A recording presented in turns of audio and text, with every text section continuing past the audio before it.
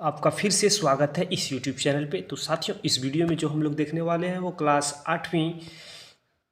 आठवीं के झारखंड बोर्ड के द्वारा JCERT के द्वारा रिलीज किया गया मॉडल सेट पैटर्न जो है उसका सॉल्यूशन हम लोग देखेंगे। ठीक है, तो चलिए साथियों, बिना समय गवाए वीडियो को स्टार्ट करते हैं। वीडियो को स्टार्ट करने से पहले अगर आप इस चैनल के ऊपर नए हैं, चैनल को सब्सक्राइब कर लीजिए, साथ में बेल आइकन को दबा कर रखिए ताकि आने वाले वीडियो को नोटिफिकेशन आपको पहले मिल सके।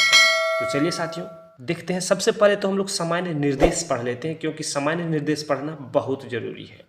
ठीक है, जनरल इंस्ट्रक्शन। तो देखिए यहाँ पे दिया क्या हुआ। सबसे पहले तो टाइम तो आपका 1 घंटा का रहने वाला है और मैक्सिमम मार्क्स 50 नंबर्स का है। ठीक है, 50 नंबर का यहाँ पे आप देख पा रहे होंगे, और सभी वस्तुनिष्ठ प्रश्न है और साइंस का हम लोग यहाँ पे चर्चा करेंगे इसमें। तो क्या दिया हुआ है कि आप अपना नाम, रोल कोड, अनुक्रमांक, पंजीयन संख्या, परीक्षा की तिथि वाली पाली, विभाग तथा विषय का नाम OMR शीट उत्तर पुस्तिका में दिए गए जगहों पर लिखें। आप अपना पूरा हस्ताक्षर OMR उत्तर पत्रिका में दिए गए जगहों पर करेंगे।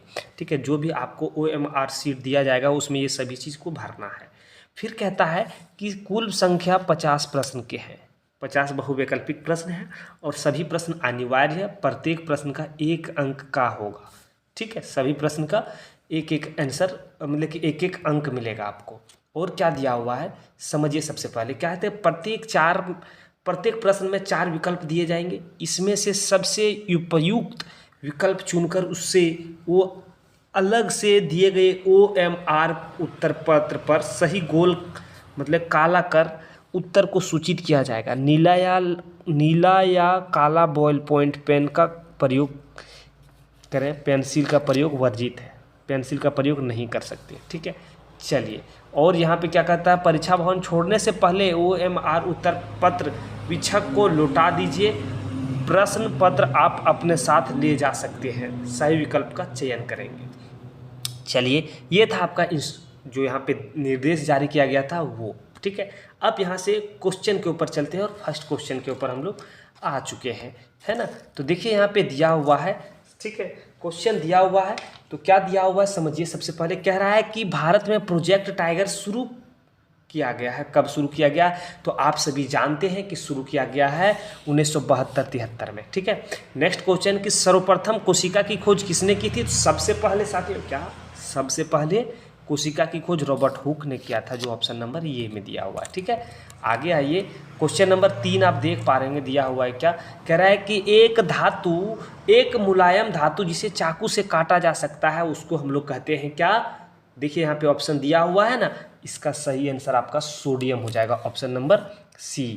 ठीक है, आइए नीचे की ओर बढ़ते हैं। निम्नलिखित में कौन सी ऐसी धातु है जिसके विद्युत लेपन के द्वारा किसी वस्तु की चमक को बढ़ाया जा सकता है? तो उस वस्तु के विद्युत लेपन के द्वारा उसकी चमक को बढ़ाया जा सकता है। तो क्या होगा आपका सही आंसर? चौथा का क्रोमियम होगा, ऑप्शन नंबर B होगा। ठीक है, आइए 5वां की ओर बढ़ते हैं। 5वां में क्या दिया हुआ है कि संचरणीय रोग का सबसे मुख्य कारक क्या है? तो संचरणीय रोग का मुख्य कारण जो है साथियों दिया हुआ है यहाँ पे, देखिए घरेलू मक्खी। ठीक है, चींटी, ड्रैगन मक्खी, मकड़ी और घरेलू मक्खी। ठीक, आगे आइए क्वेश्चन नंबर 6 की ओर बढ़ते हैं। 6ठा में दिया हुआ है कि निम्न में कौन सा जंतु जरायुज है? मनुष्य, मुर्गी, कौवा और बतख। ठीक है, इसका सही आंसर मनुष्य हो जाएगा, आपका ऑप्शन नंबर ये सही हो जाएगा। 7वां नंबर क्वेश्चन दिया हुआ है कि शुष्क मौसम में बालों में कंघी करने पर वह बिखर जाता है, इसके लिए कौन सा बल उत्तरदायित्व है? तो बताइए कि शुष्क मौसम में जब बालों के ऊपर हम लोग कंघी करते हैं ना तो बाल बिखर जाता है। ठीक है, वो छूट जाता है, फैल जाता, इधर उधर हो जाता है। तो इसके लिए कौन सा बल उत्तरदायित्व है? ऑप्शन दिया हुआ है गुरुत्व बल, स्थिर वैद्युत बल, घर्षण बल, चुंबकीय बल। ठीक है, तो इसका सही क्या हो जाएगा? तो इसका सही शुष्क मौसम में बालों में कंघी करने पर स्थिर वैद्युत बल। ठीक है, ऑप्शन नंबर B आपका सही हो जाएगा। ठीक, आगे आइए 8वां नंबर प्रश्न। 8वां में दिया हुआ है कि निम्नांकित में किस ईंधन का ऊष्मीय मान सबसे कम होता है? जी, सबसे कम। तो दिया हुआ लकड़ी, केरोसिन, LPG, हाइड्रोजन। तो इसका सही आंसर हो जाएगा निम्नलिखित में किस ईंधन का ऊष्मीय मान सबसे कम होता है, तो हाइड्रोजन है। ठीक है, इनमें से कौन सा गुणसूत्र शिशु के नर लिंग का निर्धारित करता है, तो नर और मादा समझिएगा, मादा जब होगा तो XY और नर जब होगा तो XX। ठीक है, तो यहाँ पे देखिए 9वां में क्या दिया हुआ है, कह रहा है कि नर लिंग का निर्धारित करता है, तो यहाँ पे नर में XY होगा और मादा में XX डबल X। ठीक है, तो यहाँ पे नर की बात कर रहा है तो ऑप्शन नंबर ये आपका सही हो जाएगा। ठीक है ना, आगे बढ़िए 10वां की ओर। मानव नेत्र में वस्तु का प्रतिबिंब किस भाग पर बनता है, मानव नेत्र में वस्तु का प्रतिबिंब किस भाग पर बनता है, तो वो जो है आपका ऑप्शन दिया हुआ इसमें से रेटिना हो जाएगा, ऑप्शन नंबर ये। ठीक है, ऑप्शन नंबर ये आपका सही हो जाएगा। 11वां नंबर दिया हुआ है कि खरीफ फसल का उदाहरण है, तो खरीफ फसल का उदाहरण जो दिया हुआ है यहाँ पे वो आपका हो जाएगा चना, गेहूँ, आलू, धान।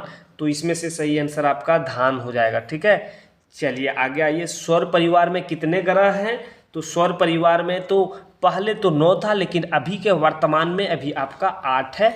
ठीक है, ऑप्शन नंबर ये is right. And next question, question 13 कि घर्षण हमेशा हानिकारक, लाभदायक, ना हानिकारक ना लाभदायक, कुछ मामलों में हानिकारक तथा कुछ मामलों में लाभदायक होता है।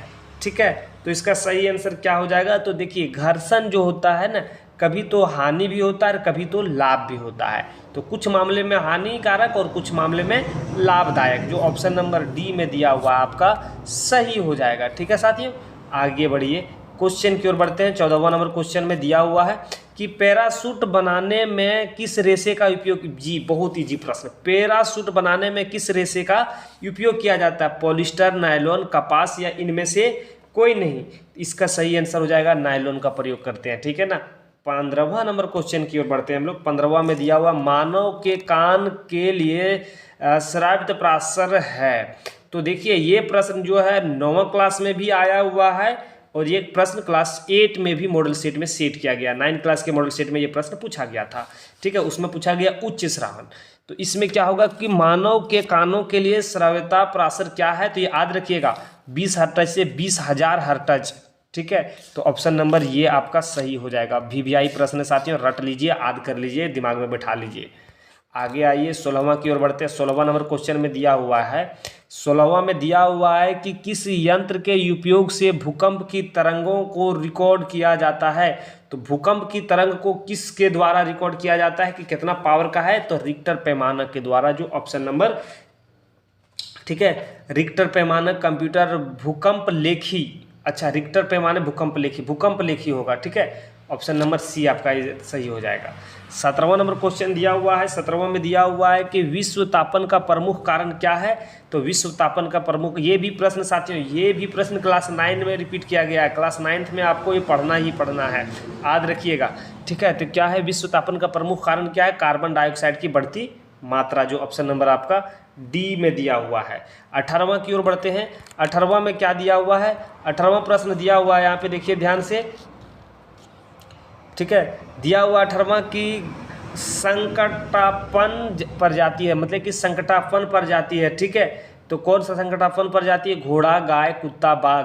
तो बताइए कि जो बाघ है वो संकट, मतलब इसकी प्रजाति संकट में आ रहा है, रेड लाइट में प्रवेश कर चुका है, तो आपका ऑप्शन नंबर डी हो जाएगा।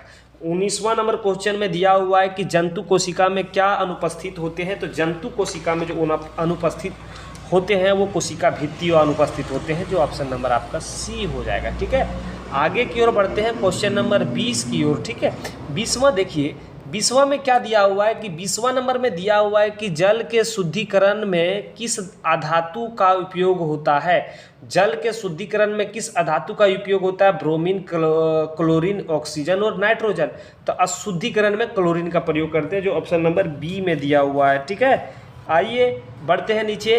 विश्व के पहले प्रतिजैविक का नाम बताइए, तो पहला ये भी VVI प्रश्न साथियों, पहला प्रतिजैविक कब पूछा जा रहा है, पहला एंटीबायोटिक के बारे में बात हो रही है। ठीक है, तो पहले एंटीबायोटिक जो है वो है आपका penicillin, penicillin, option number D में दिया हुआ आपका है ना, ऑप्शन नंबर डी में ये दिया हुआ है। चलिए आगे बढ़िए, 22वां की ओर बढ़ते हैं। 22वां नंबर क्वेश्चन देखिए, यहाँ पे दिया हुआ है कि पानी में हाइड्रोजन एवं ऑक्सीजन का अनुपात क्या है। तो पानी में हाइड्रोजन और ऑक्सीजन का अनुपात, तो यहाँ पे पानी का फॉर्मूला क्या होता है, H2O। अब देखिए हाइड्रोजन कितना है 2 और ऑक्सीजन कितना है 1, तो कितना 2 अनुपात 1 हो गया। देखिए कहाँ दिया हुआ है, ऑप्शन नंबर ये में ही दिया हुआ है, ठीक है, ये में दिया हुआ है, आपका सही आंसर हो जाएगा। 23वां की ओर बढ़ते हैं। 23वां में दिया हुआ है कि निम्न में से किस जीव में द्विखंडन द्वारा जनन होता है। द्विखंडन, एक से दू किस में होता है, तो अमीबा में होता है, जो ऑप्शन सी में दिया हुआ है, ठीक है। आगे आइए 24वां की ओर बढ़ते हैं। 24वां में दिया हुआ है कि द्रव का दबाव गहराई के बढ़ने से क्या होता है। द्रव का दबाव जितना गहरा में आप जाइएगा क्या होगा, बढ़ेगा या घटेगा, या कोई प्रभाव नहीं छोड़ेगा, ठीक है। तो 24वां का क्या होगा कि जितना गहरा आप जाइएगा उतना इसका दबाव जो है वो बढ़ता जाएगा। ऑप्शन नंबर बी आपका सही हो जाएगा, ठीक है। 25 नंबर क्वेश्चन, 25 को देखते हैं। 25 नंबर क्वेश्चन की ओर आ गए हैं। दिया हुआ है कि ईंधन के ऊष्मीय मान का मात्रक है। ईंधन के ऊष्मीय मान का मात्रक है तो क्या है, दिया हुआ है किलो जूल केजी, किलो है जूल है, किलो जूल प्रति केजी और केजी, तो यहाँ पे ऑप्शन नंबर सी, ठीक है, किलो जूल पर केजी। आगे आइए 26वां की ओर बढ़ते हैं। 26 में क्या दिया हुआ है, 26 में किशोरावस्था की उम्र। ये भी वीवीआई प्रश्न हो, 3 दफ़ा या 4 दफ़ा इस प्रश्न को पूछा जा चुका, 2 दफ़ा तो फिक्स है कि पूछा गया ही है, ठीक है, 2 दफ़ा तो फिक्स है कि किशोरावस्था की उम्र क्या है ये पूछा गया है, ठीक है। अपर भी हो सकता है कि तीसरा दफ़ा हो जाए, 3 बार हो जाए कि आप ये प्रश्न पूछा जाए किशोरावस्था की उम्र क्या है। तो 26 का सही आंसर क्या होगा, 26 का सही आंसर ऑप्शन नंबर ये 11 से 19 वर्ष, ठीक है। यहाँ पे तो दिया नहीं है, 6 से 10 वर्ष तो होता नहीं, 0 से इतना होता नहीं, तो 11 से 19 वर्ष ही होगा, ठीक है। आगे आइए 27वां नंबर क्वेश्चन है ना। 27वां में क्या दिया हुआ है कि सामान्य नेत्र के द्वारा पढ़ने की सर्वाधिक सुविधाजनक दूरी 25 centimetre, 26 centimetre, 28 centimetre, 24-25 centimetre, option D आपका राइट। एंड 28वां में आइए। 28वां में दिया क्या है, 28 कह रहा है कि फूलों, फलों एवं सब्जियों का बड़े पैमाने पर उत्पादन कहलाता है। तो क्या कहलाता है, तो एपीकल्चर, हॉर्टिकल्चर, सेरीकल्चर, तो यहाँ पे हॉर्टिकल्चर हो जाएगा, ठीक है, horticulture, option number B is right, ठीक है। एंड 29वां की ओर बढ़ते हैं। 29वां नंबर क्वेश्चन आप देख पा रहे होंगे, दिया हुआ है कि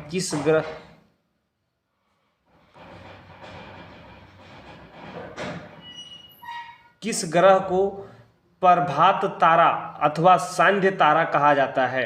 तो बताइए यहाँ पे बुध, पृथ्वी, बृहस्पति, शुक्र, इसका सही आंसर क्या होगा, बताइए फटाक से, ठीक है। इसका सही आंसर क्या हो जाएगा, तो इसका सही आंसर आपका हो जाएगा ऑप्शन नंबर डी, शुक्र ग्रह को, ठीक है, option number D is right.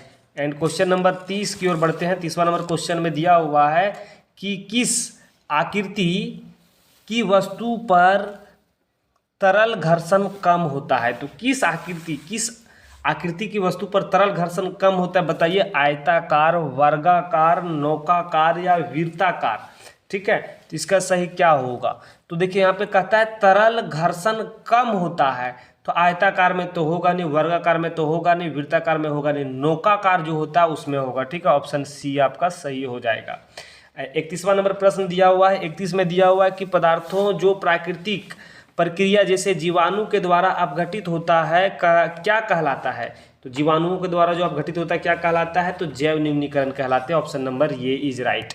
And question number 32 की ओर बढ़ते हैं। 32वां नंबर क्वेश्चन आप देख पा रहे होंगे, दिया हुआ है कि ध्वनि की प्रबलता किस कारक पर निर्भर करती है।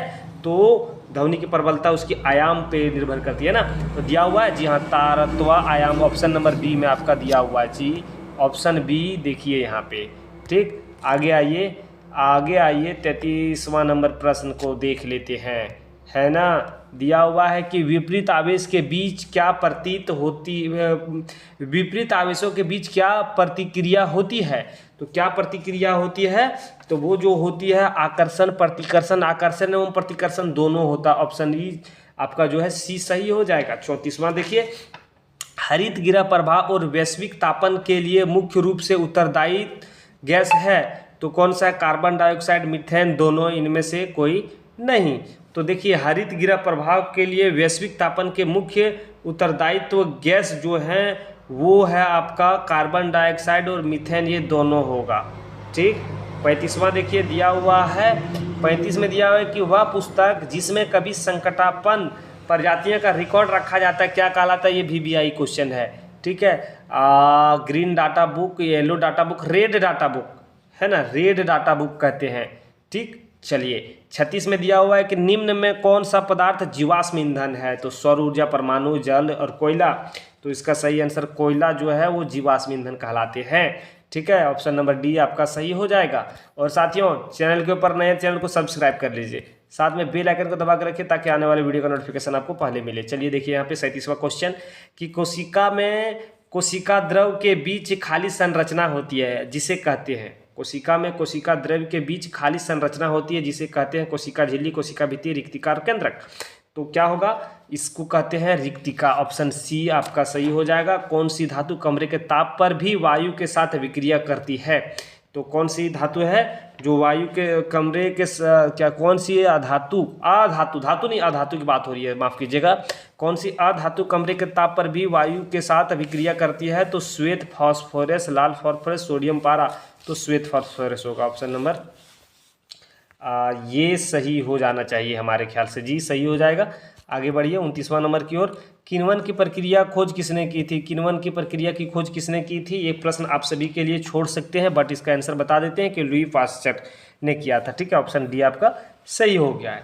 ठीक। एंड लास्ट प्रश्न इस वीडियो का, तो देखिए ध्यान से, दिया हुआ है कि जब चालक विलयन में विद्युत धारा प्रवाहित की जाती है तब विलयन के रंग में परिवर्तन होता है, यह संकेत क्या दर्शाता है, तो यह संकेत क्या दर्शाता है, ऑप्शन दिया हुआ, पहले ऑप्शन को पढ़ते हैं उसके बाद आंसर को टिक करते हैं। विद्युत धारा के रासायनिक प्रभाव का, विद्युत धारा के रासायनिक प्रभाव का, विद्युत धारा के ऊष्मीय प्रभाव का, विद्युत धारा के चुंबकीय प्रभाव का, विद्युत धारा के त्वरित प्रभाव का। तो इसका सही आंसर हो जाएगा विद्युत धारा के रासायनिक प्रभाव का। ठीक है, ऑप्शन नंबर आपका यहाँ पे ये आपका सही हो जाएगा। ठीक। तो चलिए साथियों हम लोग इस वीडियो में 40 MCQ प्रश्न देखें और ये मॉडल पेपर भी आपका है। ठीक है, आपका मॉडल पेपर है, तो इसका सॉल्यूशन हम लोग देख लें सेट 1 का। इसी तरीके से set 1, set 2, set 3, set 4, set 5 आप लोगों के लिए रिलीज करने वाला है। सभी का सॉल्यूशन इस चैनल के ऊपर मिल जाएगा। तो चैनल के ऊपर आप नए हैं तो चैनल को सब्सक्राइब कर लीजिए, साथ में बेल आइकन को दबा कर रखिए ताकि आने वाले वीडियो का नोटिफिकेशन आपको पहले मिले। चलिए साथियों वीडियो को यहीं पर समाप्त करते हैं। जय हिंद।